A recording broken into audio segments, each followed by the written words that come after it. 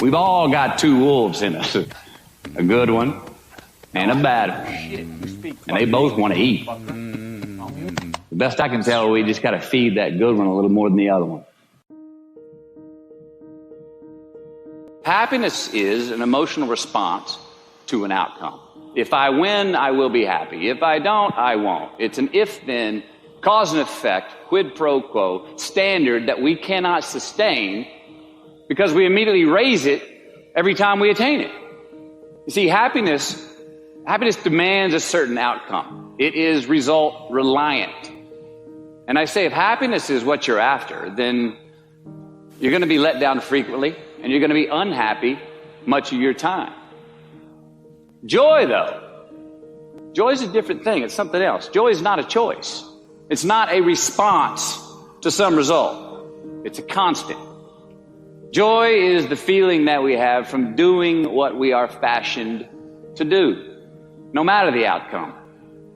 Now, personally, as an actor, I started enjoying my work and literally being more happy when I stopped trying to make the daily labor a means to a certain end. For example, I need this film to be a box office success. I need my performance to be acknowledged. I need the respect of my peers. All those are reasonable aspirations, but the truth is, as soon as the work, the daily making of the movie, the doing of the deed became the reward in itself for me, I got more box office, more accolades and respect than I ever had before. See, joy is always in process. It's under construction. It is in constant approach, alive and well in the doing of what we're fashioned to do and enjoying it. And the easiest way to dissect success is through gratitude. Giving thanks for that which we do have, for what is working. Appreciating the simple things we sometimes take for granted. We give thanks for these things, and that gratitude reciprocates, creating more to be thankful for. It's really simple, and it worked. Now, I'm not saying be in denial of your failures. No, we can learn from them too, but only if we look at them constructively, as a means to reveal what we are good at, what we can get better at, what we do succeed at. All right, life's a verb. We try our best, we don't always do our best. And since we are the architects of our own lives, let's study the habits, the practices, the routines that we have that lead to and feed our success, our joy, our honest pain, our laughter, our earned tears. Let's dissect that and give thanks for those things. And when we do that, guess what happens? We get better at them, and we have more to dissect. It's a get-rich-quick on the internet, richest 15 minutes of fame world that we live in, and we see it every day. But we all want to succeed, right? So the question that we got to ask ourselves is what success is to us, what success is to you. Is it more money? That's fine. I got nothing against money. Maybe it's a healthy family.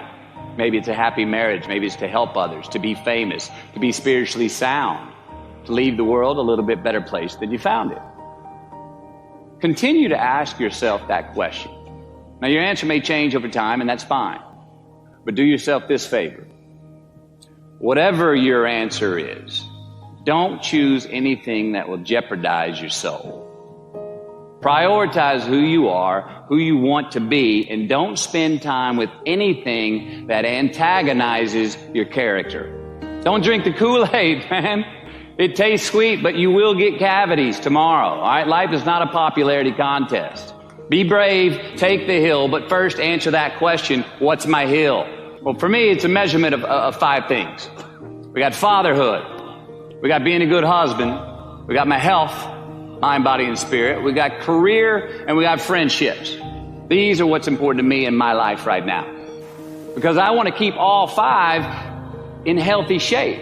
And I know that if I don't take care of them, if I don't keep up maintenance on them, one of them is going to get weak, man. It's going to dip too deep into the debit section. It's going to go bankrupt. It's going to get sick, die even. So first, we have to define success for ourselves. And then we have to put in the work to maintain it. Take that daily tally. Tend our garden. Keep the things that are important to us in good shape. Defining ourselves by what we are not is the first step that leads us to really knowing who we are. You know that group of friends that you hang out with that they really might not bring out the best in you? You know, they gossip too much, or they're kind of shady. They really aren't going to be there for you in a pinch. Or how about that bar that we keep going to that we always seem to have the worst hangover from? Or that computer screen, right? That computer screen that keeps giving us an excuse not to get out of the house and engage with the world and get some real human interaction. Or how about that food that we keep eating, the stuff that tastes so good going down, it makes us feel like crap the next week, we feel lethargic and we keep putting on weight? Well, those people, those places, those things, stop giving them your time and energy. Just don't go there. I mean, put them down.